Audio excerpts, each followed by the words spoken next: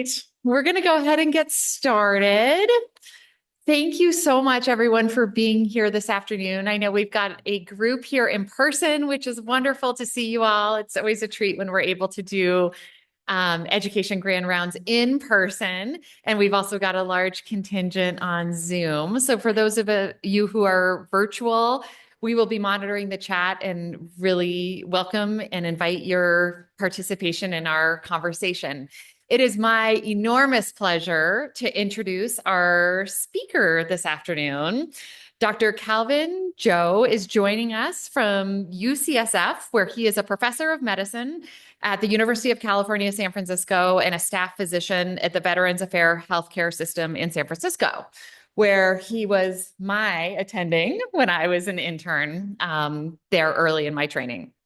As faculty with the Academy of Communication and Healthcare, ACH, he is recognized internationally for leading workshops in relationship-centered communication, feedback, conflict and remediation, and health professions education. He is co-editor of the books Remediation and Medical Education, a mid-course correction, Communication RX, Transforming Healthcare Through Relationship-Centered Communication, and the soon-to-be published Transdisciplinary Spiritual Care Practices at the Intersection of Vulnerability and Awe. For those of you who've been here for the morning's events, you know we're in for a treat. So I'm really excited to turn things over to Calvin. Thanks so much for being here. Thanks again for having me, Jen and Ty and the rest of you, and for welcoming me into your lives for this next hour-ish. Hopefully today, by the end of today, we'll talk a little bit and we'll be able to reflect some on preventing, not avoiding, remediation of medical education. Those of you who are here this morning, you'll see, I think, just a couple of repeat slides, and hopefully this will be spiral learning as opposed to completely stupid repetition. The next slide is one such slide, which is this disclosure that Jen already mentioned, that I am co-editor of both of these books, and that royalties from the book sale of these books do not go to me. They go to the Academy of Communication and Healthcare, specifically toward scholarships for learners who are unable to make the faculty development courses because of cost. It underwrites their participation in those courses. So it's a great, I think, it's a great endeavor. And so I hope you buy early and buy often. The objectives for today are to define remediation in medical education, to differentiate among the mindsets of enforcer, protector, and mentor, applying mentor mindset domains to educational contexts. And then there are 5 domains of the mentor mindset, and to how to operationalize those within a remediation ecosystem. So the way we're going to do that, we'll do some definitions of framing. We'll talk about the perspective from an educator. Try that again. The educator's perspective, talk about the learner's perspective, and then overall system interventions. This is how we defined remediation in medical education in the first edition of the remediation book, and that is facilitating a correction for trainees who started out on the journey toward becoming an excellent health professional, but have moved off course. Oftentimes, this looks like this, right? We're kicking the can down the road. And oftentimes, I've spoken to some people earlier today, and that is that if you run into a learner who is struggling, sometimes we don't have the time, we don't have the inclination, we don't have the skill set to be able to help that learner. And so we just kind of kick them down the road. Or in fact, what we do is kick the can't down the road. And then what ends up happening is that we as educators who are invested in trying to help learners who are struggling are doing this alone. Well, these lone wolves, where it's kind of left to us in the volunteer time that we have, because rarely do we get protected time to assist and support learners who are struggling. So if there's one take-home point from today's talk, that is, if you are in the process of thinking about how do I get better at assisting learners who are struggling? How do I embrace this real necessity for learners, for supporting learners? Because truthfully, we all struggle at some point. Is that it can only be done in the context of community. That this morning when we had this workshop with the Academy of Medical Educators, it kind of went around and had everybody introduce themselves. And there were program directors from many different GME programs, and there are people from the medical school, and there are people from the physical therapy program, and there are people from the pharmacy program, and there was a PA educator here. And that's the community that I'm talking about. That if we try to do remediation work alone, it's not going to work as nearly as well as if when we're in community with each other and we're feasting on all the resources that we all have with each other, right? So that's the overall take-home point. You can go home now. But I'm going to move forward with some of the educators' perspective about remediation. And this is when we make a determination from our standpoint of how a learner is doing.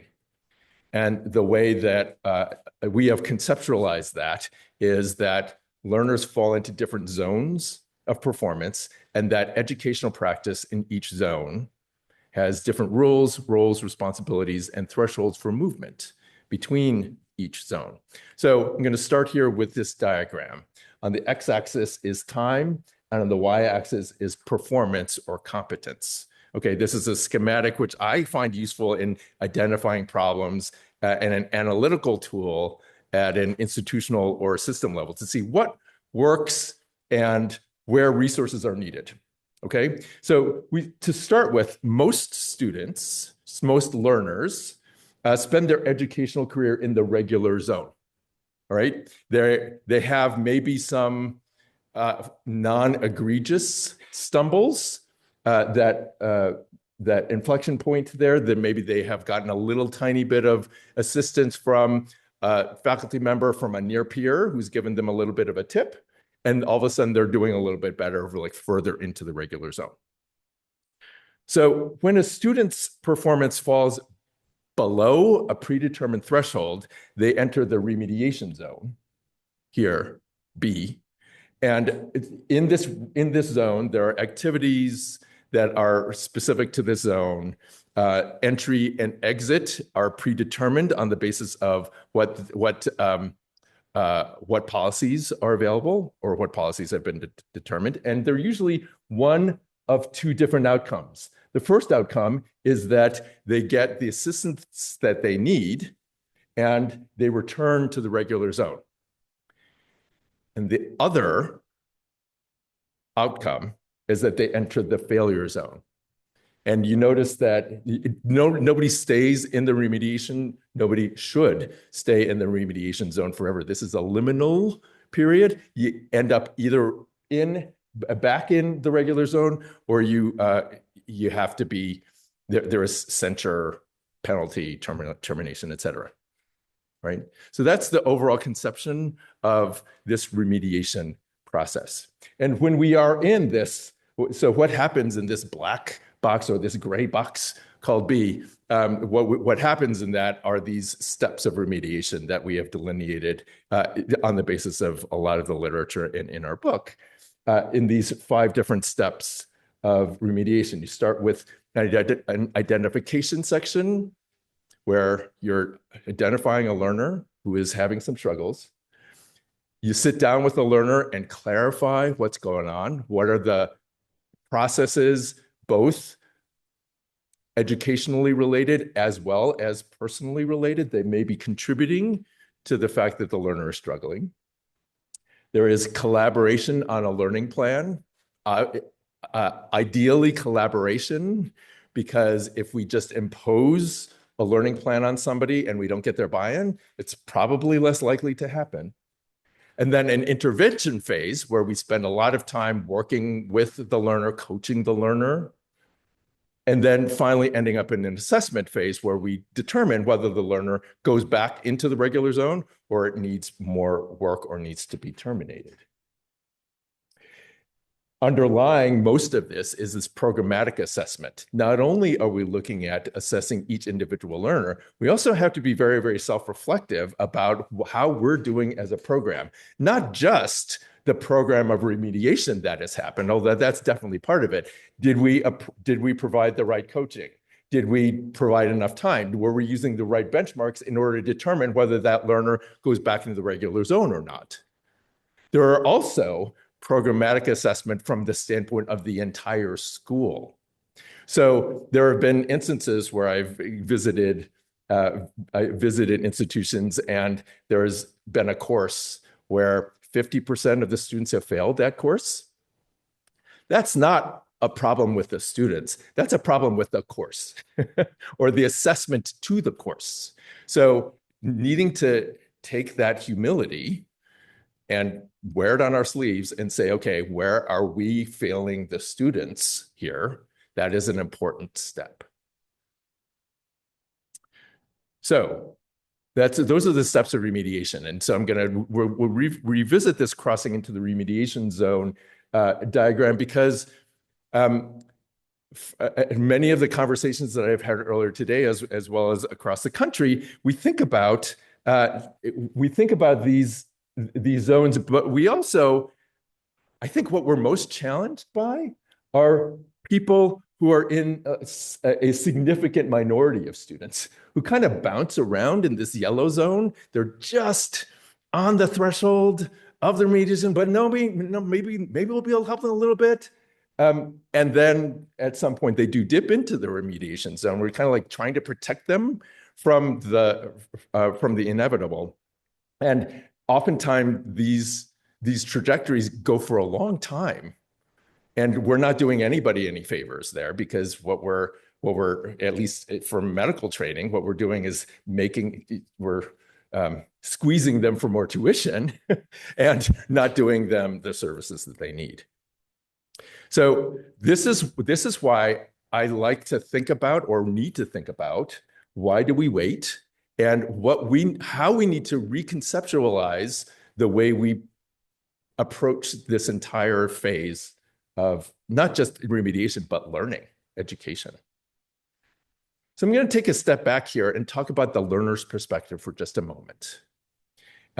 Those of you who heard this morning saw this slide before, and I'm going to repeat it because I think it's really important. This slide reminds me of what it's like to be a novice learner. For me to have started yoga relatively recently, it has very much brought me back to the stance of what it feels like to be a novice learner.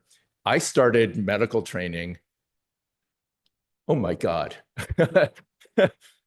40 years ago. I was in medical school. I started first year of medical school 40 years ago. I have no idea.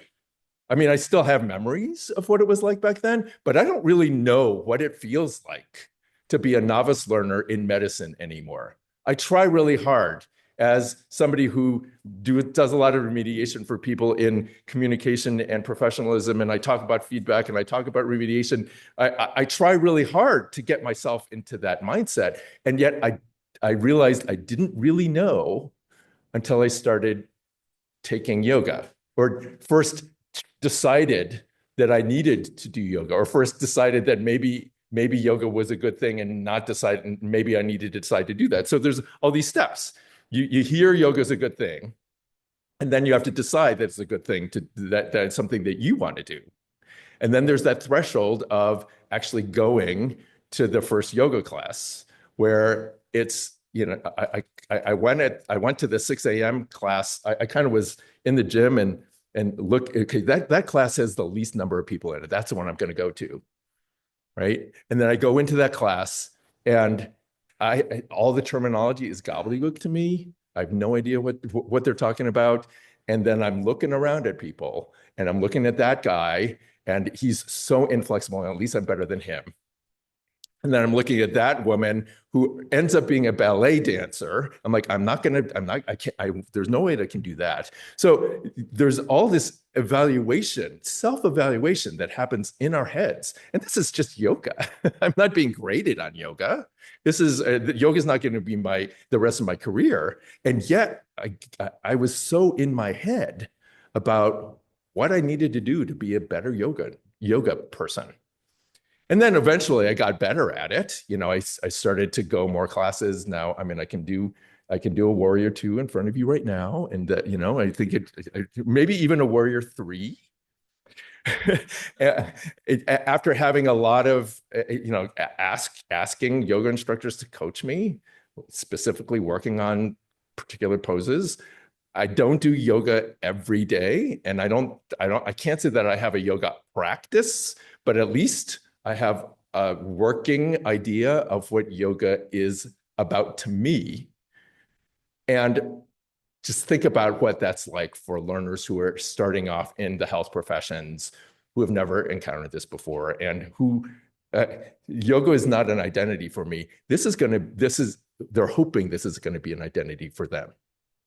And if they are in the remediation zone, all of a sudden that hoped for identity is under threat. And that becomes much more cognitively and emotionally challenging. The other thing that I'd like to highlight is thinking about what the remediation experience is like for individual learners. What are the experiences that are lived by those learners? I'm going to share a poem with you, which was written by my good friend Emmanuel Oladipo, who is an instructor of medicine in Manchester. And I had him read this for me, and his accent is so lovely, and I can't find the audio file. So you're just going to have to listen to me read it, and I apologize. But think about, from the perspective of somebody who is in remediation, and he was, what the emotional experience might be like. So this is Crash by Manny. Crash, and your world is shattered. You thought you're made of steel, but now you've been exposed in truth. Fragile goods wrapped securely in that bubble wrap stuff, protecting yourself from everything, even yourself, tiptoeing about, but as bare feet on glassy floor, because secretly that's what you wanted. Tired of appearing strong, but feeling vulnerable. Longing for an encounter, a collision, a crash, something to remind you that you are real. Crash, and suddenly you're falling. The stairs you were climbing so steadily have ended abruptly, and you've just gone over the edge, free falling, waiting, falling, waiting for that second crash to come, but it doesn't. Instead, you float down into soft, consoling arms, and for a moment, it dawns on you, maybe I don't have to do this alone. No. How foolish. That moment's gone, and you kick yourself back into gear, your internal gong resounding, willing you to press on ahead. This life is a race, and there is one winner. Running, striding, leaping, bounding, winning, struggling, fighting, crashing, side of the curb. Maybe I'm not Mr. Incredible. Maybe my hull is not so impervious. Almost you let go. No, grace is too soft. How foolish. And again, you're off. Appearing strong, but feeling vulnerable. Appearing strong, but feeling vulnerable.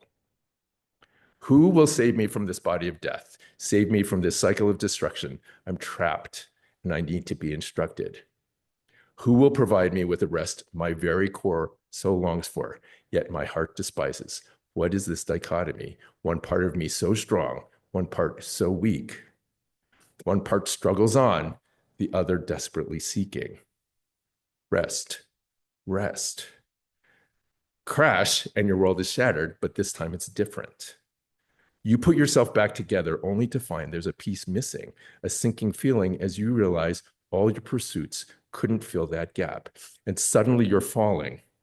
The stairs you were climbing so steadily have ended abruptly, and you've just gone over the edge, free falling, waiting, falling, waiting for the crash to come, but it doesn't. Instead, you float down into self-consoling arms, but something's changed. You can't go back to running like you did before. You need more to find that thing, that one that will calm life's storm, who cries out, be still. And here you see that peace you so longed for was waiting patiently until you just take notice, until you just give up your struggle, until you'd come to the one and simply find rest.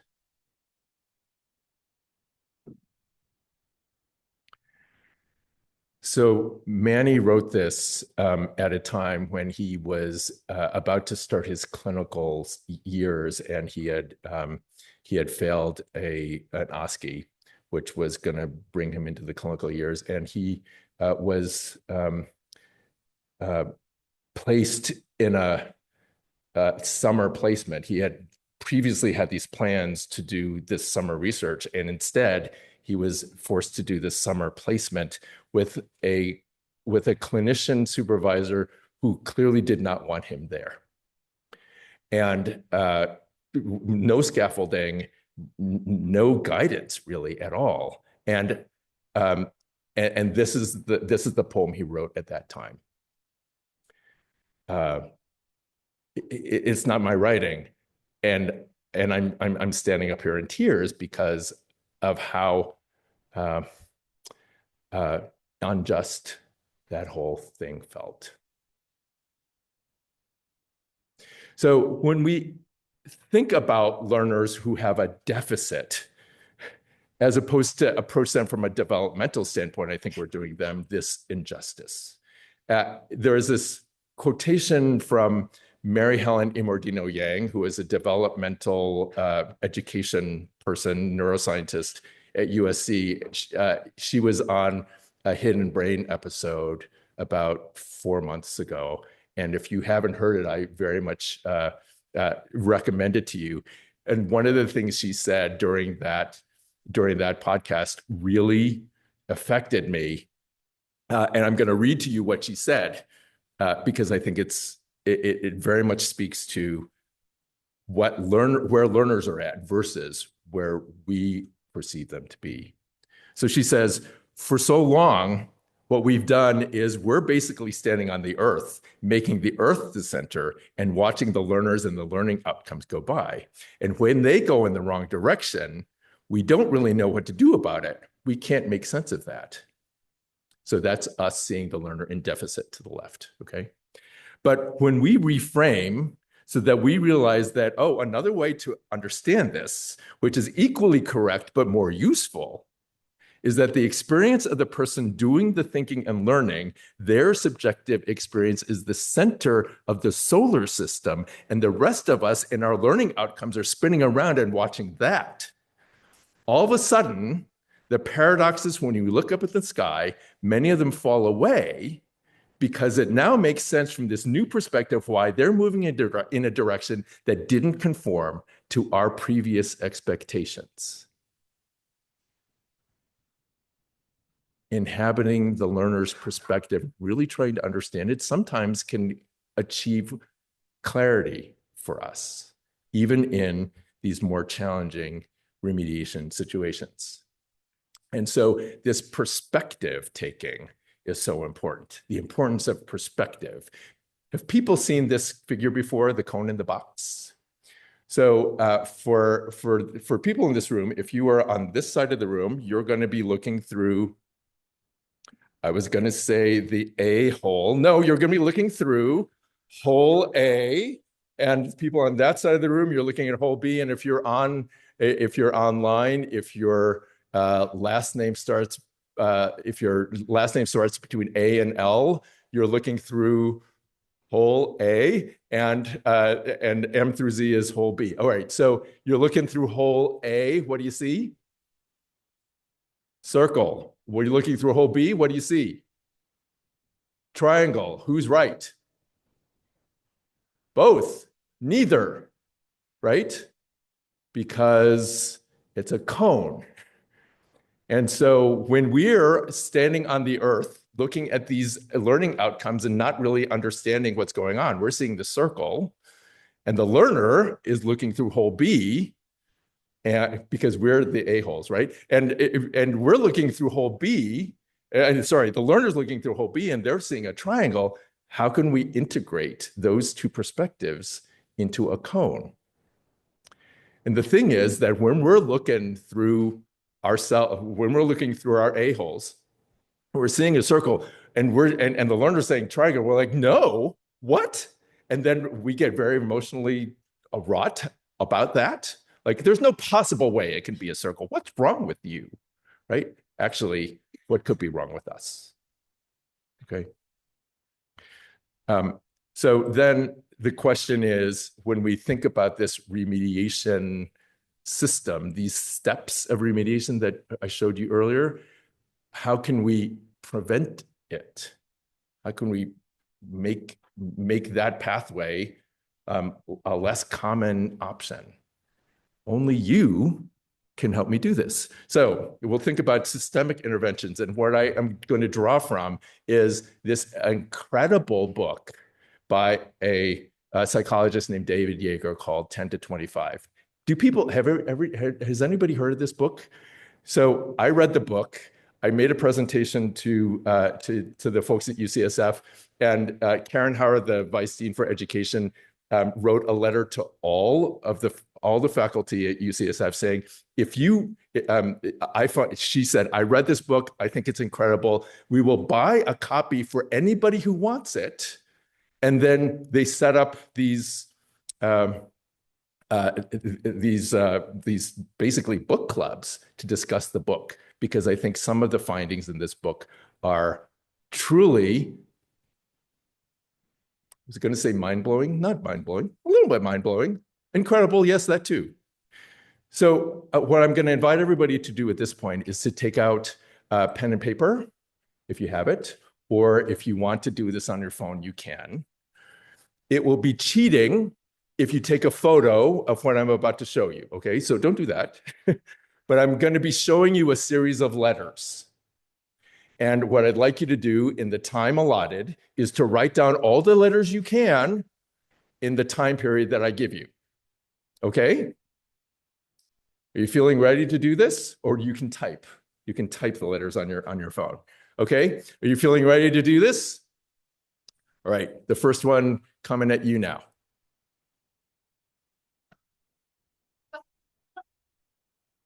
Okay. You got that? Okay, second one coming at you now.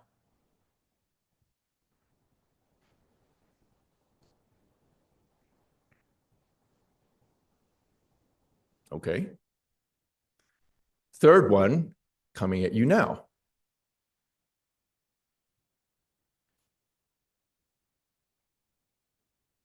Okay. So you all get to grade yourselves. You don't have to switch papers or anything like that. So here are the number of letters, and grade yourselves. So I'm guessing, I might be wrong. I'm guessing that everybody got the second one, right? You got 2 out of 2 on that one.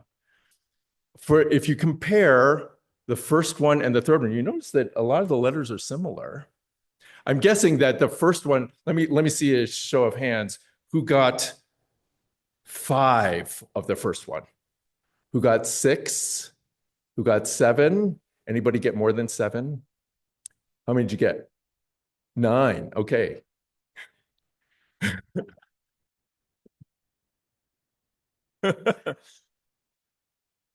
So for the third one, how many did you get? Oops, let me go back. How many did you get? Did anybody get who got more than 5? Many more of you. Who got more than 7? Many more of you. Who got 9 or more? Why? Knew what to expect. Okay. Vowels. Because vowels allow us to form syllables as opposed to that top thing, which, I mean, I think you were saying you were able to do that because you formed something. You weren't cheating per se, but you were forming something that allowed you to bunch the letters together, which is what vowels help us with. Why else do you think that you got so many more on the third one? More time. I actually gave you the exact same amount of time for the second one as the third one. And why not the first one? It's just hard to do, right? So you were able to do many more letters on the third one, even though it's more letters, I did give you more time, right? And this is these are the principles underlying David Yeager's assertion in his book called the mentor mindset.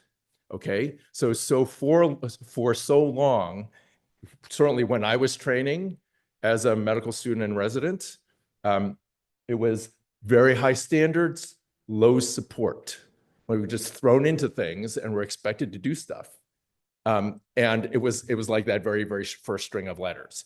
Lots of letters. I didn't know how to make sense of them. You're supposed to get them all right. And if you didn't get them all right, there was something wrong with you, right?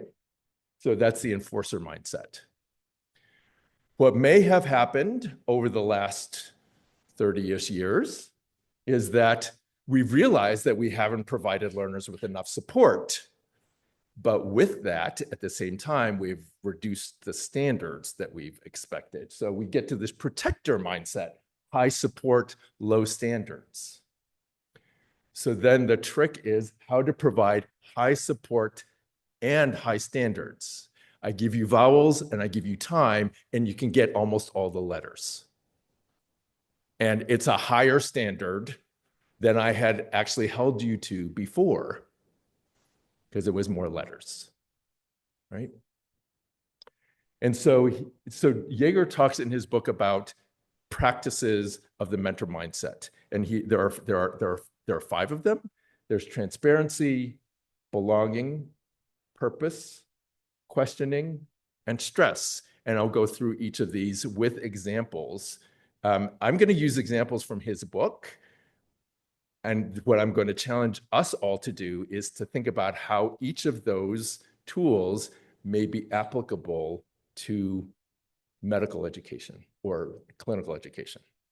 Okay, so transparency is a process where you're clearly communicating intentions, beliefs, and learning goals. And what he quotes is this policeman study. So there's a control group of people who are presented with a policeman, and the policeman says, "Hi, I'm Officer Blank. How's it going? Can I talk to you for a minute?" Okay, that's the control group. In the transparency condition, the officer says, "Hi, I'm Officer Blank. How's it going? I'm walking around trying to get to know the community. Can I talk to you for a minute?" Addition of that one sentence of transparency, what his purpose is. You can imagine if you're a person of color whose interactions with the police system or your people's interactions with the police system are less than positive, that there may be a lot of distrust at the very least, if not overt suspicion in that first condition. But if you add in, I'm walking around trying to get to know the community, it goes from a 70% suspicion to something like 30%. And that's just the addition of one sentence.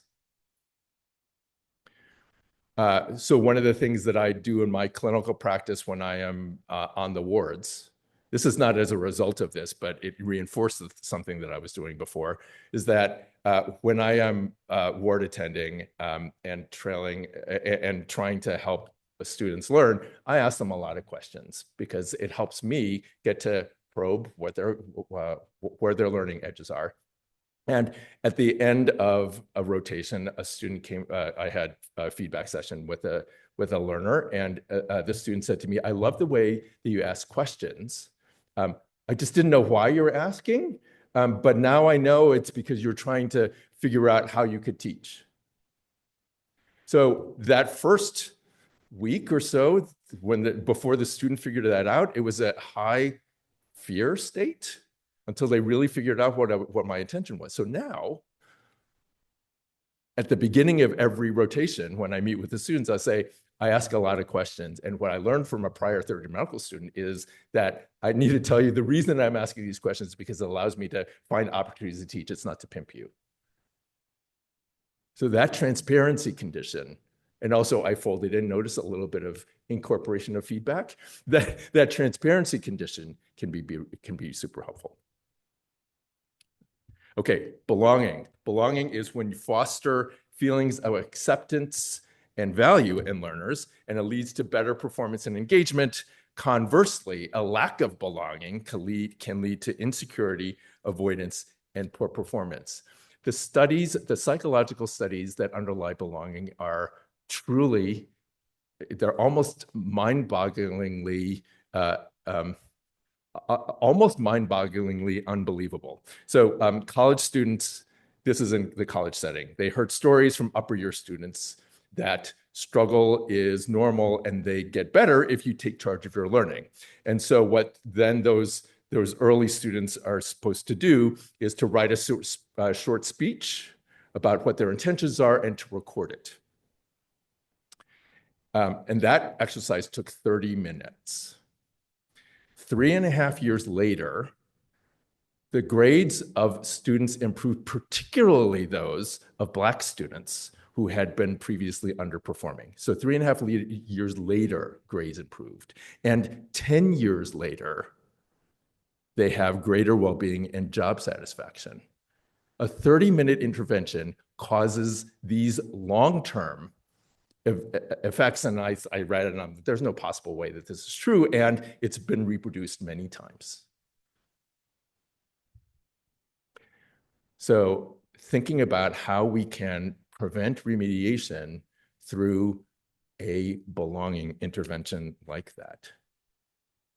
The third one is purpose. And purpose is helping learners see connections between their current tasks and overall motivations. It also facilitates a sense of belonging and self-worth. And actually, I think purpose in medical education, I think we do this pretty well, because we give students cases, and those cases are oftentimes based in reality. And then when they go into clinical practice, there are specific relationships between tasks and overall motivations. Why did you come to medical school? To take care of patients, right? Sometimes in that pre-clerkship time period, if there's an overemphasis on grades, or if there's an overemphasis on the kinds of assessments you're using, you may need to double down on what some of the purposes of your course, for example, might be. Questioning, asking questions instead of giving directives, and this engages learner through inquiry. It encourages their sense of agency and involvement. It facilitates collaborative problem solving and critical thinking, and thereby builds trust. So this series of observations that Jaeger talks about in his book is educators or teachers who are known for their ability to draw out students and to really create great learning from them. And what he noticed, what one of the common themes of these great teachers is that when a teacher is working with a student and the student gives a wrong answer, the teacher doesn't say, no, that's wrong. The teacher says, is that right? And just reframing from, no, that's wrong, this is right, to, is that right? Then creates this internal coach in the head for learners to be able to do their own learning, as opposed to us telling them all this stuff. So these powerful questions, and it doesn't have to, it's not a brilliant question. Is that right? We can all say that, right? And then finally, stress. Stress specifically meaning stress can be enhancing. Okay, this encourages learners to view stressful situations as opportunities for development and improved performance. You know, we talk a lot about stress and how terrible it is. Actually, you know, thinking about stress, that can be helpful. So it combines a belief that stress can be enhancing with the growth mindset that has been empirically shown that learners have an increased sense of well-being and decreased measured levels of cortisol. This study also is one of my favorite studies that I love to quote. So this is Harvard undergraduates who are about to take the GRE. And in the control condition, students are given a narrative to read about stress. And in the intervention condition, the students are given a brief paper to read. I think it took them 10 minutes to read, which talks about how stress, when you're undergoing stress, like you get a little short of breath, and that that increases the amount of oxygen delivery to your brain, and therefore you can think better. That sense of increased heart rate, that also is increasing blood delivery to your brain, so you can think better. And that sense of like sweatiness in your palms, that's just allowing you to, release energy so you can think better, right? So control condition, average GRE 705. Intervention condition, GRE 770. Just by reading that one paper.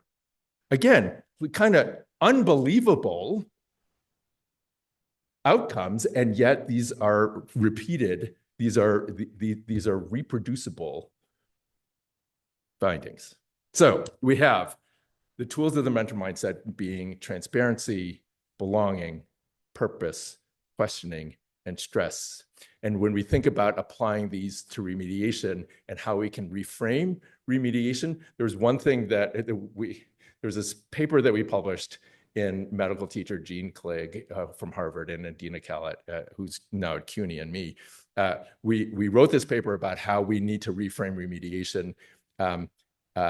And we wrote the paper, and 3 days later, it was accepted. It wasn't not even for revisions. It was just plain old accepted, which means that it speaks to one of the things that we really need to think about. And that is first, to normalize failure in learning. There's this relatively new concept of productive failure, that we set up conditions where students are supposed to fail. So they not only get a sense of like, that they don't get the right answer every single time, but actually to build resilience because you've had the experience of failing, and therefore in the future when you have failure experiences, you're not thinking about, oh, failure, I'm a terrible, horrible person. I'm not completely involuting. It is looked instead as an opportunity to learn. And normalizing failure in learning is what purpose and stress can be enhancing. Those mindsets can help with. If we move away from a deficit lens of remediation, that remediation means that you are lacking, that there's something wrong with you. Instead, if we incorporate this idea of belonging there, that may mitigate that some. And finally, infuse a greater awareness of remediation across the curriculum, that remediation is something that happens. It's actually quite common. It's something that we have resources for, and we will support you through them if you also do your work. And that is the questioning and transparency piece. So so I'm talking here a lot about investing in a remediation system. And so then you maybe rightly come back to me and you say, well, what about the costs of remediation, right? So here's a person in a penalty box, and other than a shameless and fruitless attempt at capitalizing heated rivalry, it's the idea here that we place students in a penalty box, right? And that there are costs associated with that. And even if we don't invest in a remediation system, then what happens with a learner is that they have time away from curriculum or the service, and there's this cost to them, tuition. For faculty, we've talked over the last day with many folks about how this requires additional teaching time, additional curriculum, additional assessments. And for the system, there's this iterative, like committees have to re-meet. There needs to be advisory systems that are developed. These systems of support and this data monitoring that happens even more so for learners who are in remediation. So if we can prevent a lot of this from happening with some very, very simple, long-standing interventions that could have high promise, I don't know. I think I'm all for that. So I'm going to conclude with a couple of conclusion slides. I named this Bridge to Success. I know this is not the bridge pose. This is full wheel, but just to give you a sense that this is to bridge us to success, that remediation can and should be a greater priority in healthcare education because it's essential to effectively implementing competency-based medical education. Educators have a vital role in advocating for and leading change in remediation, and not to worry too much about the costs of it, that there are myths around and bias around this idea that it costs a lot, because actually it costs more not to do this. And this requires that we advocate for systems change, and that precision and preventive approach is pivotal to effective competency-based medical education. So to summarize, remediation is getting somebody back on track. Don't do it alone. That we have educational zones that are the regular zone, the remediation zone, and the exclusion zone. Mentor mindset practices can identify systemic interventions that can prevent remediation, particularly for learners with minoritized identities who are at risk for failure. And then one final word about remediation from this amazing poetess, Nikki Giovanni. While language is a gift, listening is a responsibility. I know I'm concluding 14 whole minutes early, and I hope you will forgive me for that. Thank you very much.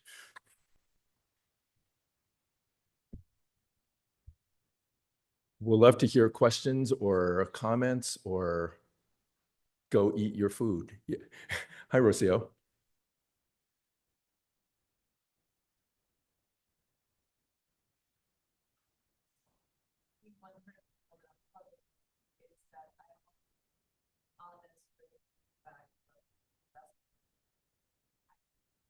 Basically me, I try to get to know the teams as much as I can, and I'm sitting there with them all the time. But then when I go and talk to them, when I do the SAR, they're like, "Oh, but all my written evaluations are great." And you talk to the attendings, and I'm not sure if any other boards. And they're like, "Oh, well, it's relevant, it's terrible." And I'm like, "So why would you write down that she's doing great? Because then I'm look like which what?" Either, both. Yep. So I don't know how other boards are doing it, or how other places are doing it in terms of, because since ACG meets with the anonymity of the written evaluation from the attendance presence, nobody wants to be honest. So it kind of feels like I'm on my own, not having support, and it kind of shatters that relationship and trust that exists between the trainee and myself. And I just basically You're that lone wolf. How many other people in this room have had an instance where you that the written feedback is great, but everybody knows that that learner is not doing great? Oh, sorry, yes, right. Thank you. So the question is, in a program director role, when you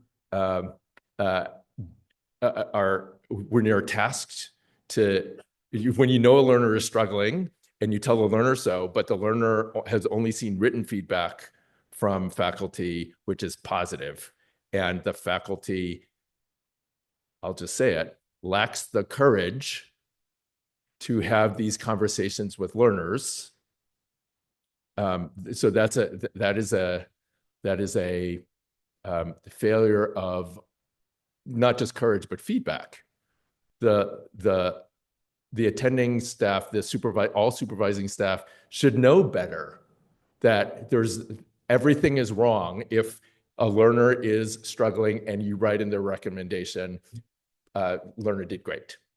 That is not helpful to the learner. That is not helpful to you. That is not helpful to the program director. So, I mean, the easy answer, which is not easy, is faculty development around feedback and how to create relationships where the modifying feedback is not seen as destructive to a relationship. And that is all about creating relationships with learners, appropriate relationship with learners, where the learner knows that you are there for them, regardless of whether it's modifying feedback. And that requires formation of the underlying relationship, like really getting to know the learner as they are as a person. This is not just the program director. This is every single faculty member who touches, who I shouldn't say that, who interacts educationally with a learner, that we didn't need to know them as people and to understand what their goals are and to help them work to their goals. Because when we help them work to their goals, then we earn the right. We don't automatically have the right. We earn the right to help them get to goals that we have. And then it's understanding that we need to do specific observations so that when we host those feedback conversations, we can very much help the learner reflect on the things that they have done effectively, add some things, and then help them maybe get to reflect on the things that they need to do differently. And oftentimes learners know what they have to do differently. And our work is, sometimes they do our work for us. And when they don't do that work for us, we have to have the courage to say, would you be open to something I noticed? And I'll say that phrase has helped me so many times. Because if I say to a learner who is struggling with something, would you be open to something I noticed? And I have already done all those other steps of creating the relationship, noticing things that they're doing effectively all the time, then the answer to would you be open to something I noticed is always yes, because they know I have their back. And so that, I think that's, we all worry. Faculty in general worry about modifying feedback that we have to present to a learner in the context of a relationship and of a psychologically safe environment. That's all about learners feeling great about us having feedback for them that they can incorporate to make them better. So it's kind of turning the whole thing on its ear. Jen, maybe I should run this around. So this is a question from the chat.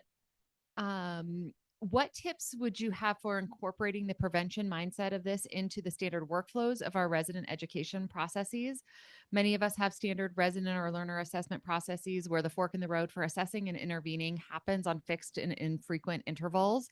So we encounter a scenario where the learner is now in the remediation zone and we need to ask and intervene now. Would love to prevent this and see how and where to make changes early. What a great question. And I'm sorry that that's happening because again, this is not the only time this has ever happened ever in graduate medical education, that you are presented in a situation where you're needing to that a learner needs to undergo a remediation journey. And this needs to happen now. And how could that have been prevented? So the prevention items that I mentioned earlier are all systemic interventions that are not necessarily tagged to any individual learner, but they are to a rising tide raises all boats. This is the rising tide. This is a rising tide kind of talk. For individual learners who may still have struggles despite having this rising tide, that when I go back to the maybe I'll just so the steps of remediation started with identification, and the identification phase of remediation may be the most important thing. When I talked earlier about the kicking the can down the road, this is another one of these things that Rosia mentioned earlier, is that faculty who don't have sufficient skill, courage, or knowing or wherewithal to be able to conduct or host feedback conversations with learners, we ought to be able to detect these kinds of things quite early.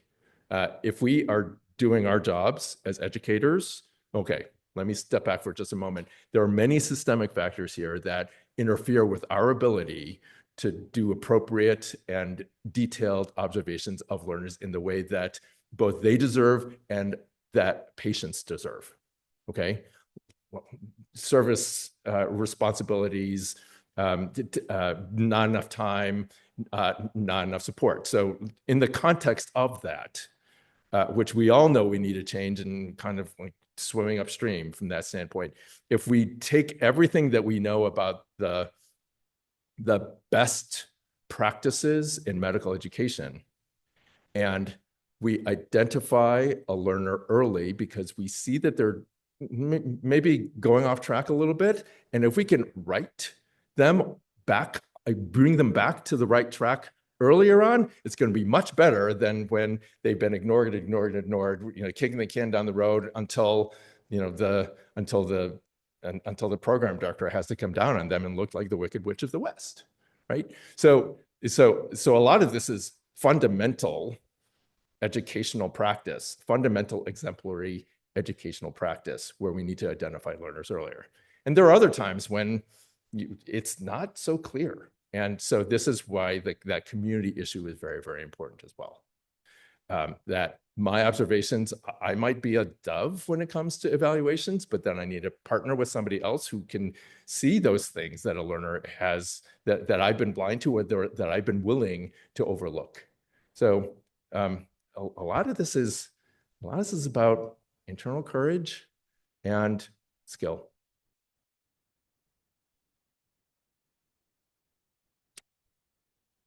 Hi, Juan. Nice to see you. Here comes a microphone. This might be too big a question for 2 minutes, but I want to ask you about culture. And it ties, I think, to these other things, which is at least my sense, and I don't think I'm alone, is the culture, including outside of medical education, is moving to people not wanting to, or maybe expecting to not feel stressed or uncomfortable or pushed, which I think is, it seems like you implied, is to the detriment of people, but we need that. And the question is, as culture moves away from that, how do we create a space where that's still, how do we succeed where maybe the people we're working with are expecting something very different than what you're describing? I love that question, Juan. And this gets back to when Jaeger talks about stress can be enhancing, that framing stress not as a bad thing, but as a thing that helps us grow, that when we feel a little short of breath, that's actually pumping our brain full of oxygen, that when our heart rate increases, we're getting more blood to our brain. So that helps us think better. And that means that stress is good. There's also this, what you didn't ask, but I think was maybe embedded in what you were about to ask, or what you're asking was, what do we do in this brave new world, we hope, maybe, of AI? And AI has traditionally, up until now, been a very maybe overly supportive influence in people's lives, and maybe not sufficiently. And I don't know that does AI have standards? I don't know. It's a good question. I'll have to think about that. But that I think there's a lot of psychological safety that learners are starting to use AI for in terms of their clinical performance and their medical knowledge. And I think that's helpful as long as we can check it with the real world examples. I think AI may one day be really good, maybe really good at a lot of the nuanced cases that we encounter every day. Right now, I don't think it's that good yet. And so to be able to harness some of the lower stress quote evaluations that AI has been able to help learners with, and also combine that with some, I don't need to say this to anybody in this audience, clinical practice is really stressful sometimes. And we have to be able to inhabit that stress in a way that doesn't break us. And using these conceptualizations like stress can be enhancing and actually can make us better is how we need to reframe that whole thing.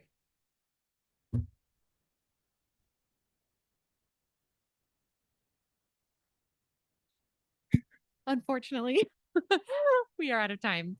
That hour went by super fast and so enlightening, so helpful. Thank you so much, Thank you Alvin, so much. here with us. And I know there are a couple more questions here in the chat, which we unfortunately won't get to, but we're just super grateful for your time. So thank you. Thank you.